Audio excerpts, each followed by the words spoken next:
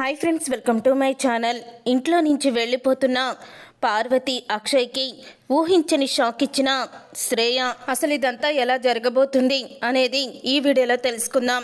Bank వాళ్ళు వచ్చి ఇంటిని జప్తు చేస్తామని అనడంతో అందరూ కూడా టెన్షన్ పడుతూ ఉంటారు.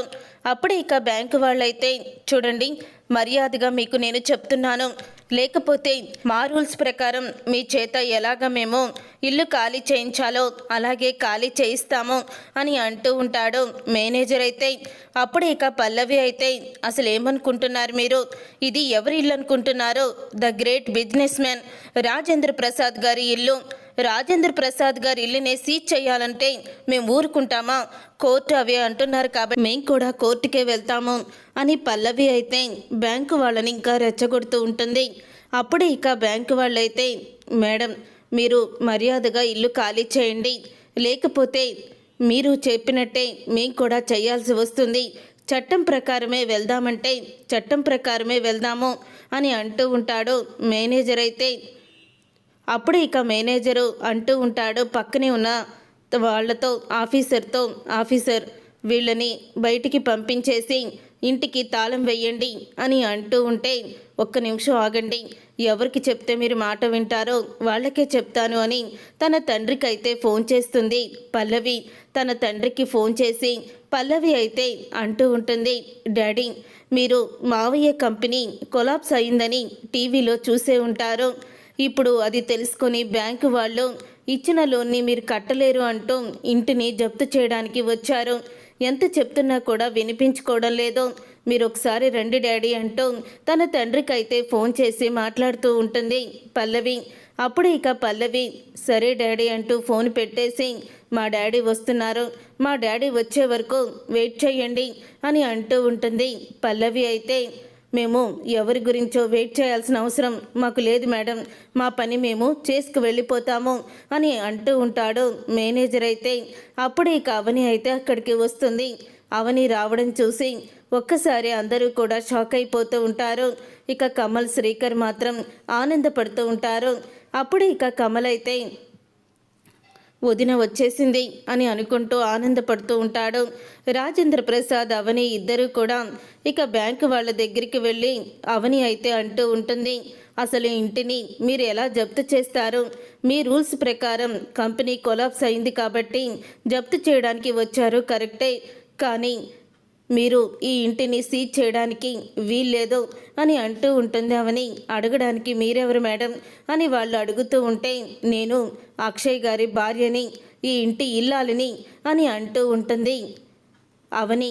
ఇక అనేసి అప్పుడు ఇక అవని అయితే చెప్తూ ఉంటుంది, ఈ ఆస్తిలో నా భర్తతో పాటు నాకు కూడా సమానమైన హక్కు ఉంది కాబట్టి వెనక ఉన్న మేము సంతకం పెట్టకుండా మీరు ఇంటిని ఎలా జప్తు చేస్తారో అని అడుగుతూ ఉంటుంది అవని. అయితే అప్పుడు ఇక అవని అన్న మాటలకి బ్యాంకు వాళ్ళైతే షాక్ అయిపోతూ, మీరు చెప్పింది కూడా కరెక్టే మేడం, మీరు కూడా సంతకం పెట్టందే ఈ ఆస్తి చెల్లదు, కానీ ఈ ఆస్తి మొత్తానికి కూడా అధికారి రాజేంద్ర ప్రసాద్, ఆస్తి మొత్తం కూడా రాజేంద్ర ప్రసాద్ గారి పేరు మీదే ఉంది కాబట్టి రాజేంద్ర ప్రసాద్ గారు ఆ రోజు షూరిటీ కూడా ఇచ్చారు కాబట్టి ఈ ఆస్తిలో ఆయన అక్షయ్ గారు ఈ ఆస్తి మీదే లోన్ తెచ్చుకున్నారు, అందుకని ఇంటిని సీజ్ చేస్తున్నాం. ఒకవేళ మీరు ఏదైనా ప్రాపర్టీకి సంబంధించిన పత్రాలు చూపిస్తే అప్పుడు మేము వెళ్ళిపోతాము అని అడుగుతూ ఉంటాడు మేనేజర్. అయితే చచ్చింది గుర్ర, ఇప్పుడు ఏం చేస్తుందో ఎవని అని పల్లవి అయితే మేనేజర్ అడిగిన రూల్స్ ప్రకారం తనైతే ఇక సంబరపడిపోతూ ఉంటుంది. అప్పుడు ఇక రాజేంద్ర ప్రసాద్ అయితే, మీరు అన్నది కరెక్టే మేనేజర్, ఆస్తి మొత్తం నా పేరు మీదే ఉంది, కానీ ఆస్తిని నేను ఎప్పుడో నా కోడలి పేరు మీద రాసేస్తాను. ఈ ఆస్తిలో సగభాగం నా కోడలిదే కాబట్టి ఇంటి మీద హక్కు తనకు కూడా ఉంది. తను సంతకం పెట్టకుండా మీరెలాగా ఈరోజు ఇంటిని జప్తు చేస్తారు? అలాగే కంపెనీ కొలాప్స్ అవుతుంది, అది జరగని పని అని అంటూ రాజేంద్ర ప్రసాద్ అయితే ఊహించని షాక్ ఇచ్చేస్తాడు. నా కోడలి పేరు మీద సగం ఆస్తి రాస్తున్నట్టు నేను ఎప్పుడో వీలునామా కూడా రాయించాను. రిజిస్టర్ ఆఫీస్లో కూడా రిజిస్టర్ అయ్యింది. దానికి సంబంధించిన పత్రాలు అని పత్రాలను అయితే చూపిస్తాడు రాజేంద్ర ప్రసాద్. ఇక ఆ పత్రాలను చూసి బ్యాంకు వాళ్ళైతే వాళ్ళల్లో వాళ్ళు మాట్లాడుకుంటూ మాట్లాడుకున్న తర్వాత వాళ్ళైతే అంటూ ఉంటారు, మీరు చెప్పింది నిజమే రాజేంద్ర ప్రసాద్ గారు, ఈ ప్రూఫ్స్ సరిపోతాయి. ఇప్పుడు మీ ఇంటిని జప్తు చేయడం మాకు కూడా కుదరదు రూల్స్ ప్రకారం అని బ్యాంకు వాళ్ళు అక్కడి నుంచి వెళ్ళిపోతారు. అలా వెళ్ళిపోయిన తర్వాత అప్పుడు పార్వతి అయితే కోపంతో రగిలిపోతూ, ఏంటి ఆస్తిని అవని పేరు మీద రాశారా అని అడుగుతూ ఉంటుంది. పార్వతి అయితే అవును అని రాజేంద్ర ప్రసాద్ అంటూ ఉంటాడు. ఇంతలో శ్రేయ అయితే ఇదేం అన్యాయం మావయ్య, మీరు ఆస్తిని రాస్తే మా పేరు మీద కూడా రాయాలి కదా, మేం కూడా మీకు కోడలమే కదా, మరి ఆస్తి మొత్తం అవని పేరు మీద రాయడం ఏంటి, మాకు ఇంత అన్యాయం చేయాలని మీరెందుకు అనుకున్నారో అని అడుగుతూ ఉంటుంది శ్రేయ అయితే. అవును మావయ్య, రాస్తే మా పేరు మీద కూడా మీరు ఆస్తి రాయాలి, అవని పేరు మీద రాస్తే ఎలా కుదురుతుందని అడుగుతూ ఉంటుంది పల్లవి కూడా. అప్పుడు అందరూ అడిగేసరికి రాజేంద్ర ప్రసాద్ అంటూ ఉంటాడు, ఈ ఆస్తిని నేను సంపాదించుకున్నాను, ఈ ఆస్తి నా పేరు మీద ఉంది కాబట్టి ఎవ్వరి పేరు మీదన్నా రాసే హక్కు నాకుంది, నాకు అవని మీద నమ్మకం ఉంది కాబట్టి అవని పేరు మీదే రాశాను, ఇందులో ఎవరికి అన్యాయం చేయాలని ద్రోహం చేయాలని నేను అనుకోలేదు అని అంటూ ఉంటాడు రాజేంద్ర ప్రసాద్ అయితే. అప్పుడే పార్వతి అయితే మిగతా కొడుకులు కూతుళ్ళు ఏమైపోతారనుకుంటున్నారో, అవని పేరు మీద ఆస్తి రాసి మా అందరినీ కూడా మీరు మోసం చేశారు, మోసం చేయడం కాదు ద్రోహం, దీన్ని ద్రోహం అంటారు, ద్రోహం చేశారు, కన్నా కొడుకుల్ని కట్టుకున్న భార్యని కూతుళ్ళని మోసం చేసి ద్రోహం చేసి అవని పేరు మీద ఆస్తి ఎలా రాయాలనుకున్నారు మీరు అని అడుగుతూ ఉంటుంది పార్వతి అయితే. ఏంటి నేను ద్రోహం చేశానా, అయితే మరి మీరు చేసిందేంటి, మొత్తం అందరూ కూడా కట్టుకొని ఇంటికి వచ్చి అవనిని దుర్భాషలాడి అవని పేరు మీద ఉన్న అదర్ ఆఫ్ పావర్టీ అంతా కూడా అక్షయ్ పేరు మీద పవర్ ఆఫ్ పట్టాని నాకు కూడా హక్కు లేకుండా మరి రాయించుకున్నారే, మరి దాన్నేమంటారో, దాన్ని ద్రోహం అనరా అని అడుగుతూ ఉంటాడు రాజేంద్ర ప్రసాద్ అయితే. నేను క్లారిటీగా మీకు ఒక విషయం చెప్పాలి, నేను ముందు చూపుతోనే ఆలోచించి అవనికి కూడా తెలియకుండా ఈ ఆస్తిని అవని పేరు మీద రాశాను, ఎందుకంటే నీ కొడుకు నీ సుపుత్ర రత్నం ఆవేశం ఎక్కువ, మూర్ఖుడు, ఆలోచించే తత్వం లేక పెళ్ళాన్ని వదిలేశాడు, భార్య విషయంలోనే తప్పు చేసిన వాడు రేపు ఆస్తులను ఈ తొందరపాటులో ఎలా కాపాడుతాడో తెలియక ముందు చూపుతోనే నేను ఇదంతా చేశాను అని అంటూ ఉంటాడు రాజేంద్ర ప్రసాద్. ఈరోజు నేను ముందు చూపుతో చేసిన పని మీ కుటుంబాన్ని మీ అందరినీ కూడా వీధిని పడకుండా చేసింది, నేను చేసిన ఈ ద్రోహమే ఈరోజు మీ అందరూ కూడా ఇంట్లో నిలబడేలా చేసింది అని అంటూ ఉంటాడు రాజేంద్ర ప్రసాద్.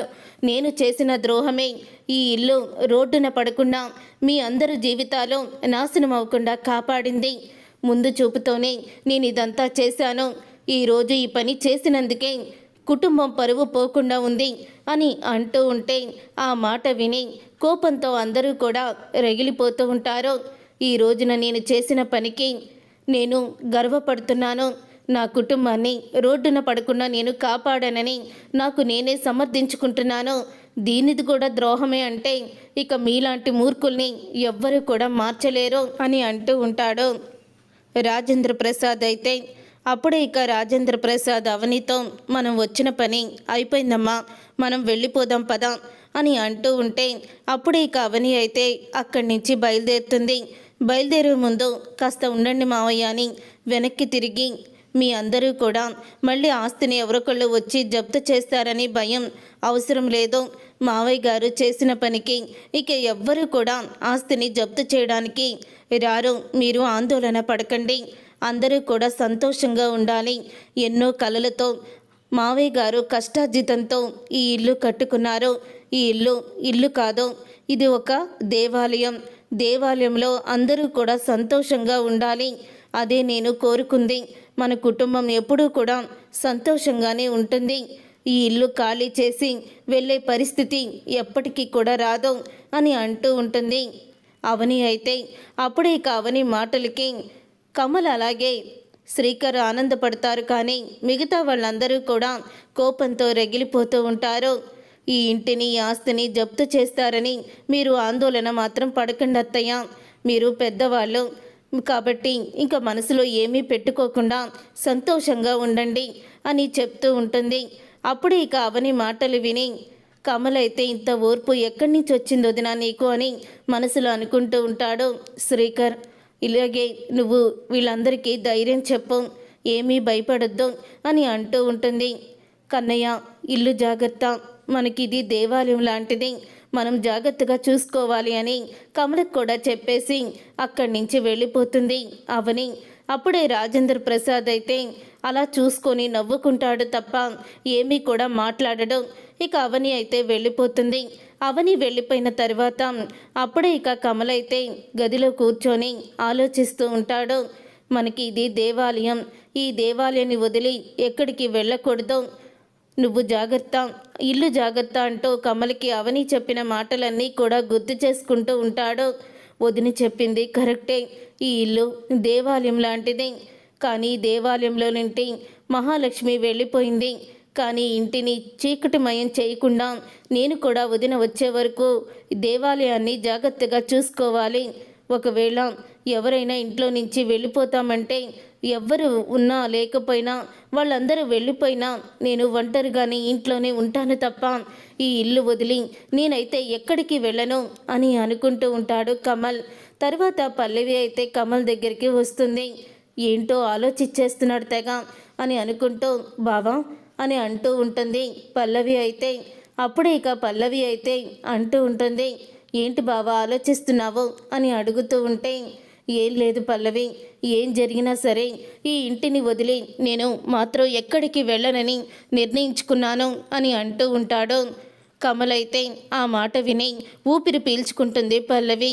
అమ్మయ్య, ఎక్కడ వీళ్ళు ఇంట్లో నుంచి వెళ్ళిపోతారో, అత్తయ్య వాళ్ళు వెళ్తే ఖచ్చితంగా మేము వెళ్ళిపోవాలని మళ్ళీ వాళ్ళతో వెళ్ళి ఎన్ని కష్టాలు పడాలో అని నేను అనుకున్నాను. కానీ కష్టాలు పడకుండానే ఇక్కడ కమల్ అయితే ఇలా చెప్పాడు. కమల్తో పాటే నేను ఇక్కడే ఉండిపోతాను అని అనుకుంటూ ఉంటుంది. బావా నేను మాత్రమే ఇంట్లో ఉంటాము, ఈ ఇల్లు అప్పుడు మాకే సొంతం అని అనుకుంటూ ఉంటుంది పల్లవి. అప్పుడు ఇక కమల్ అయితే అలా పల్లవి వంక చూస్తూ ఉంటాడు. ఇంతలో పల్లవి అయితే కమల్తో అంటూ ఉంటుంది, బావా నువ్వు ఎక్కడుంటే నేను అక్కడే ఉంటాను, నువ్వు ఎక్కడుంటే అక్కడే నా జీవితం అని అంటూ ఉంటుంది. అది విని కమల్ అయితే ఆశ్చర్యపోతాడు. ఒక్కోసారి ఇంటిని నాశనం చెయ్యాలని నోటికొచ్చినట్లు సింహగర్జన్లాగా కోపంగా అంటూనే ఉంటావు, కానీ ఒక్కోసారి ఇలా కౌగిలించుకొని ప్రేమని చూపిస్తావు. అసలు నీ మీద రోజు రోజుకి నాకు ప్రేమే పోతుంది అని అంటూ ఉంటాడు కమల్ అయితే. అదేంటి బావ అలా మాట్లాడుతున్నావు అని అనగానే, అవును రోజు రోజుకి నాకు నీ మీద ఉన్న ప్రేమ చచ్చిపోతుంది, కానీ ఎక్కడో కాస్త ప్రేమ ఉంది, ఎందుకంటే నీ కడుపులో నా బిడ్డ ఉన్నాడు కదా అని అంటూ ఉంటాడు కమల్. కాస్తో కూస్తో ప్రేమ కూడా ఉందిలే అని చెప్తూ ఉంటాడు. ఇక వీళ్ళు కదా ఇలా జరుగుతూ ఉండగానే ఇక శ్రీకర్ భార్య శ్రేయ అయితే ఆలోచిస్తూ ఉంటుంది. ఎట్టి పరిస్థితుల్లోనూ ఎవరి ఇంట్లో నుంచి వెళ్ళిపోయినా నేను మాత్రం ఇంట్లో నుంచి వెళ్ళను, ఇంట్లో నుంచి వెళ్ళి ఆ రోడ్డు మీద నేను బ్రతకలేను, ఆ బ్రతికే కన్నా ఈ ఇంట్లో ఉండడమే నయ్యం, ఈ ఇంట్లో ఉండడం లేతే మా డాడీ దగ్గరికి వెళ్ళిపోవడమో చెయ్యాలి, కానీ వాళ్ళతో పాటు నేను మాత్రం వెళ్ళలేను అని అనుకుంటూ ఉంటుంది శ్రేయ అయితే. ఇంతలో శ్రీకర్ అయితే వస్తాడు. శ్రేయ అని పిలవంగానే, నువ్వు వెళ్తే వెళ్ళిపో, నేను మాత్రం ఈ ఇంట్లోనే ఉంటాను అని అంటూ ఉంటుంది శ్రేయ. ఇప్పుడు ఎవరు వెళ్తున్నారని అలా అడుగుతున్నావు అని అంటూ ఉంటాడు శ్రీకర్ అయితే. అంటే నువ్వు ఈ ఇంట్లో నుంచి వెళ్ళిపోదామని చెప్పడానికి రాలేదా ఇప్పుడు అని శ్రేయ అంటూ ఉంటే, నేను ఇంట్లో నుంచి ఎందుకు వెళ్ళిపోతాను, వదిన వెళ్ళేటప్పుడు ఏం చెప్పింది, వదిన మాట నేను దవిదాటను, అస్సలు కూడా వదిన్ని కాదని ఏ పని చెయ్యను, కానీ ఈరోజు మాత్రం వదిన చెప్పిన మాటలు నా గుండె లోతుల్లోకి వెళ్ళాయి, అందుకని నేను ఇల్లు ఖాళీ చేసి ఎక్కడికి రాను అని అంటూ ఉంటాడు శ్రీకర్ అయితే. అయితే నేను కూడా వెళ్ళను అని శ్రేయ అనేసరికి నువ్వు నాతో పాటే ఉంటావు, నువ్వెక్కడికి వెళ్తావు, ఏం మాట్లాడుతున్నావు, నీకు అర్థమవుతుందా అని అడుగుతూ ఉంటాడు శ్రీకర్. అయితే శ్రేయాని, శ్రీ నేను కూడా నీతో పాటు ఇక్కడే ఉండాలని నిర్ణయించుకున్నాను, నేను కూడా ఎక్కడికి రాను అని అంటూ ఉంటే ఇంతలో ఇక పార్వతి, భానుమతి అందరూ కూడా ఆలోచిస్తూ ఉంటారు. ఇక అక్షయ్ అయితే పదండమ్మ వెళ్దాం అని అంటూ ఉంటాడు అక్షయ్. ఇంతలో ఇక శ్రీకర్ని కమల్ కూడా పిలుస్తాడు. ఇప్పటికిప్పుడు ఎక్కడికి వెళ్తాం అక్షయ్ అని అంటూ ఉంటుంది పార్వతి. తప్పదమ్మా, ఇక ఈ ఇంట్లో మనం ఉండలేము, అవని పేరు మీద ఉన్న ఇంట్లో మనం ఉండడం ఏంటి అని అక్షయ్ అయితే అంటూ ఉంటాడు. ఏంటన్నయ్యా పిలిచావు అని అడుగుతూ ఉంటే అందరూ లగేజీ సదురుకోండి, మనం ఇంట్లో నుంచి వెళ్ళిపోదాము అని అంటూ ఉంటాడు అక్షయ్. అయితే అదేంటన్నయ్య, వదిన మనల్ని ఇంట్లో నుంచి వెళ్ళిపోమని చెప్పలేదే, తనే వెళ్ళిపోయింది అని అంటూ ఉంటాడు శ్రీకర్. అయితే తన ఇంట్లో ఉండమనే కదా చెప్పింది అని అనగానే రేపటి రోజున ఇంట్లో నుంచి వెళ్ళిపోమంటుంది. అప్పుడు ఆ అవమానం పడే కన్నా ముందే కళ్ళు తెరుచుకొని మనం ఈ ఇంట్లో నుంచి వెళ్ళిపోవడమే కరెక్టు అని అంటూ ఉంటే అప్పుడే ఇక ఆ మాట విని షాక్ అయిపోతూ ఉంటాడు అక్షయ్. అయితే మేమెవరం కూడా రాము అని అంటూ ఉంటాడు కమల్. ఇంతలో ఇక పార్వతి అయితే నా కొడుకు ఏది చెప్తే నేను అదే చేస్తాను, నా కొడుకుతో పాటే నేను వెళ్ళిపోతాను అని పార్వతి అంటుంది. తరువాత ఇక ఒసే ముసలి పెద్దదానివి, వాళ్ళకి నువ్వన్నా నచ్చజెప్పు, అన్నయ్య అమ్మ ఇద్దరు వెళ్ళిపోతామంటున్నారు అని అంటూ ఉంటే అప్పుడే ఇక భానుమతి అయితే నా కొడుకు ఎలాగో దూరం అయ్యాడో, కోడల్ని చూసుకొని నేను బ్రతుకుతున్నాను, నా కోడలతో పాటు నా మనవడితో పాటు నేను కూడా వెళ్ళిపోతాను అని అంటూ ఉంటుంది భానుమతి కూడా. ఇక అందరూ కూడా ఇంట్లో నుంచి చదురుకొని వెళ్ళిపోతూ ఉంటారు. అలా వెళ్ళిపోతూ ఉన్నప్పుడే కమల్ అయితే బాధపడుతూ వెంటనే ఇక అవనికి ఫోన్ చేస్తాడు. ఇక అవనికి ఫోన్ చేసి వదిన ఘోరం జరిగిపోయింది వదిన, ఈ విషయం నీకు ఎలా చెప్పాలో కూడా నాకు అర్థం కావడం లేదు అని అంటూ ఉంటాడు కమల్ అయితే ఏడుస్తూ. అప్పుడే ఇక కన్నయ్య ఏం జరిగింది కన్నయ్య అని అడుగుతూ ఉంటుంది కంగారు పడుతూ. అవని అయితే అన్నయ్య, అమ్మ అలాగే నానమ్మ ముగ్గురు కూడా ఇల్లు వదిలి వెళ్ళిపోయారు, మేమెంత చెప్పినా ఎంత బ్రతిమిలాడినా వాళ్ళు ఉండలేదు. కానీ వాళ్ళు వెళ్ళిపోయేటప్పుడు శ్రేయ వదిన, పల్లవి ఏం చేశారో తెలుసా వదిన? అత్తయ్య గారు ఆగండి అని అంటూ శ్రేయ ఆపుతుంది. అప్పుడే ఇక మీరు ఉండిపోమ్మని నేను చెప్పడానికి ఆగమనలేదు, మా నగలను కూడా మీరు తీసుకువెళ్ళిపోతున్నారు, మా నగల్ని మాకు ఇచ్చేసి అప్పుడు మీరు వెళ్ళిపోండి అని శ్రేయ అంటుంది. శ్రేయ మాటలకి పార్వతి అయితే షాక్ అయిపోతూ ఉంటుంది. అప్పుడు ఇక పార్వతి నగలన్నీ తీసి శ్రేయకి అలాగే పల్లవికి కూడా తన నగల్ని తనకి ఇచ్చేస్తుంది. అప్పుడు ఇక అక్షయ్ అయితే ఇంట్లో నుంచి వెళ్ళిపోతున్న అత్తగారిని ఆపడానికి ప్రయత్నించావేమో అని అనుకున్నాను శ్రేయ, నీ నగల కోసమని అనుకోలేదు అని అంటూ ఉంటే అప్పుడే పార్వతి అయితే ఎవరి మనస్తత్వాలు ఎలా ఉంటాయో మనకి అర్థం కావడం లేదు కదా అక్షయ్, పద వెళ్ళిపోదాం అని అంటూ ఉంటుంది పార్వతి. అప్పుడు ఇక పార్వతి అయితే ఈ ఇంటికి మాకు రుణం తీరిపోయిందంటూ ఇక వెళ్ళిపోతారు. అప్పుడే కమల్ అయితే జరిగిందంతా చెప్పడంతో ఇక అవని షాక్ అయిపోతూ రాజేంద్ర ప్రసాద్ దగ్గరికి అయితే వెళ్తుంది. మావయ్య గారు అని అడుగుతూ ఉంటుంది. ఏమైందమ్మా, ఎందుకు అలా కంగారు పడుతున్నావు అని అడుగుతూ ఉంటే మావయ్య గారు, అత్తయ్య, ఆయన, అమ్మమ్మ ముగ్గురు కూడా అవని పేరు మీద ఉన్న ఇంట్లో మేము ఉండలేము అని బయటికి వచ్చేసారట, ఇంట్లో నుంచి వెళ్ళిపోయారని ఇప్పుడే కన్నయ్య ఫోన్లో చెప్పాడు అని అనగానే రాజేంద్ర ప్రసాద్ అయితే నవ్వుకుంటూ ఉంటాడు. రాజేంద్ర ప్రసాద్ అలా నవ్వుకుంటూ ఉండడంతో ఏంటి మావయ్య గారు, నేను ఇంత సీరియస్గా చెప్తుంటే మీరేంటి అలాగా మౌనంగా ఉన్నారు అని అడుగుతూ నవ్వుతున్నారు అని అవని అయితే అంటూ ఉంటుంది. చూడమ్మా, నీ విలువ తెలియాలంటే వాళ్ళు బయటికి రావాల్సిందే, అప్పుడే నీ విలువ అనేది తెలుస్తుంది అని అంటూ ఉంటే అప్పుడే ఇక అవని అయితే ఇప్పుడు వాళ్ళు ఎక్కడికి వెళ్తారో ఏంటో, నేను వెళ్ళి వాళ్ళని తీసుకొస్తాను మావయ్య అని అంటూ ఉంటుంది అవని. ఏంటమ్మా నువ్వు తెలివుండే మాట్లాడుతున్నావా అసలు నువ్వు నీ పేరు మీద ఉన్న ఇంట్లోనే ఉండబుద్ధి కాక వాళ్ళ ఇంట్లో నుంచి వెళ్ళిపోతుంటే నువ్వు వెళ్ళి వాళ్ళని ఇంటికి తీసుకొస్తావా?